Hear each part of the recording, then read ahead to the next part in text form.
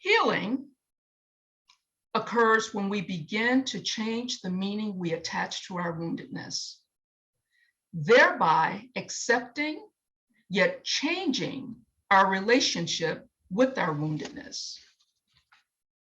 Stage 2 of the self-solstice model of affirmation is self-healing.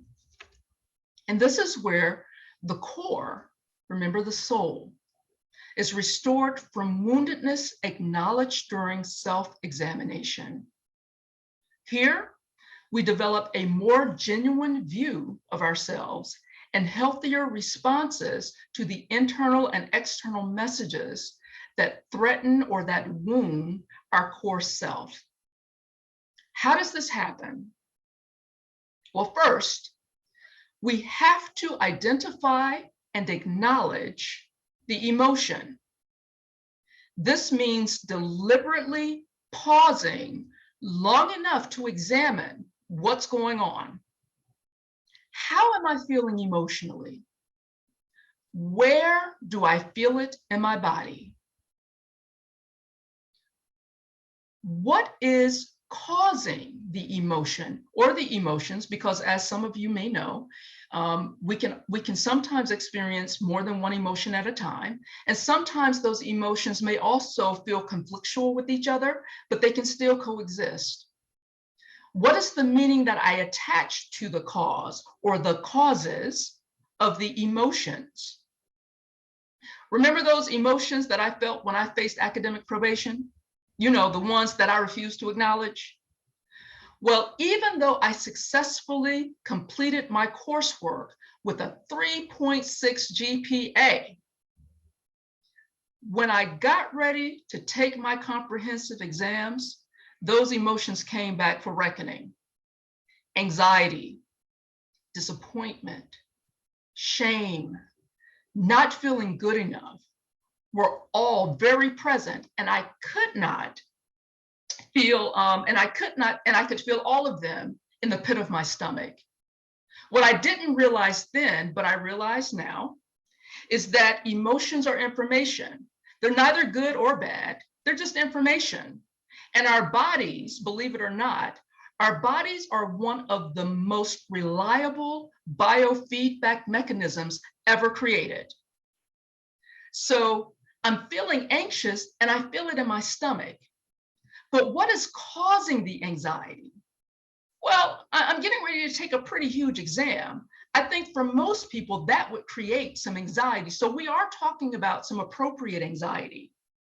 But this is where it gets kind of tricky. Remember that adage? We can't heal what we don't reveal. See, when we start revealing things, we have to get real honest about them and the meaning we attach to them. And I was feeling anxious about taking my comprehensive exam, but I was also feeling fearful that I might fail. So I had some anxiety and I had some fear.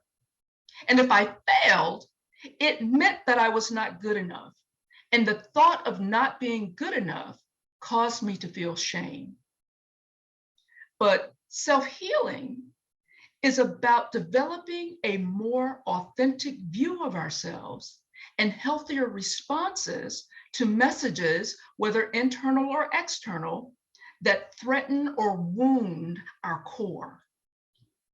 This means changing the meaning that I attach to the cause. If I don't pass my exam, does it really mean that I'm not good enough? Well, if I go back to some of the positive attributes that I acknowledged during self-examination, I would be able to recall that despite not going, I did get into law school. And I mean, to me, it was a pretty big deal at the time, Also, I overcame academic probation and finished my master's coursework with a GPA of 3.6, despite having a rocky start. I value these attributes, and they are a direct challenge to the meaning that I have attached to my feelings of not being good enough, and helps me to not get stuck in a feeling or allow the feeling to sabotage me. This is self-worth enhancement in the works. By acknowledging and affirming other self-attributes, I can look more objectively and realistically at the totality of my situation, rather than trying to protect myself by self-worth, or rather protect my self-worth by getting stuck in feeling and not good enough and avoiding and denying the task at hand. I'm also paying attention to my body. When I feel anxiety, I feel it in my stomach. When I feel stressed, I feel it in my lower back. When I feel overwhelmed, I always feel it in my neck or in my shoulders. And when I feel at peace, I feel it throughout the totality of my whole body. So I want to take a little time and invite you all to try an exercise with me. So if you have pencil and paper, that's great. If not, that's okay too.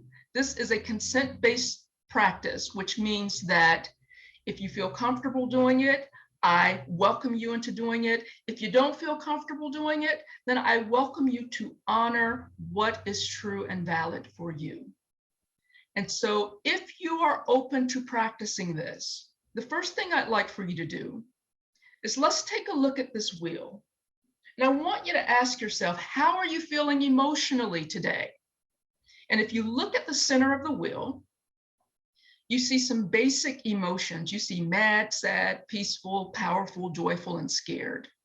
And as you radiate out from the center of the wheel, those basic emotions gather more texture. This is a feelings wheel that was developed by Dr. Gloria Wilcox. So I want everyone to take a couple of minutes to just take a look at the wheel. I'll give you 1 or 2 minutes.